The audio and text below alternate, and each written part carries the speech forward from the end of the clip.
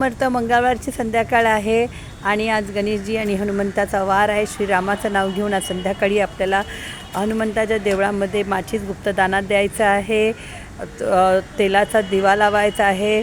शनीच्या हनुमंताच्या चरणी असलेलं सिंदूर तुमच्या कपाळी लावायचं आहे आणि थोडं सिंदूर घरी घेऊन यायचं आणि आपल्या दरवाजावर स्वस्तिक काढायचं आहे.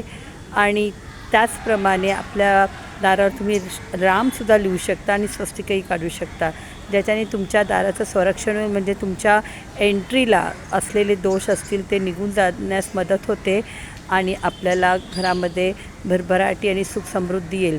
ते जे सिंदूर आहे तो सिंदूर म्हणजे ती हनुमंताची शक्ती आहे जी वाईट गोष्टींना बाहेरच रोखते.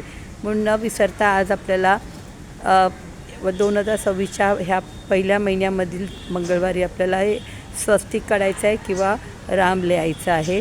जर तुमच्याकडे गाडी असेल किंवा कार वगैरे असं वाहन असेल त्या वाहनावरही तुम्ही तसं करू शकता आणि टिक्का लावू शकता. तिथे ओम लिहू शकता किंवा राम लिहू शकता, ज्याच्याने तुमचे संरक्षण होईल आणि अडीअडचणी दूर राहतील. त्याचप्रमाणे दक्षिणेला दिवा लावायचा आहे. गणेशजींना सुद्धा आज सिंदूर अर्पण करायचं आहे, कारण सिंदूर लाड चढाय गजमुख आहे. त्याच्यामुळे गणेशजींनासुद्धा सिंदूर अर्पण करा. तुमच्या माथ्यावर सिंदूर लावा.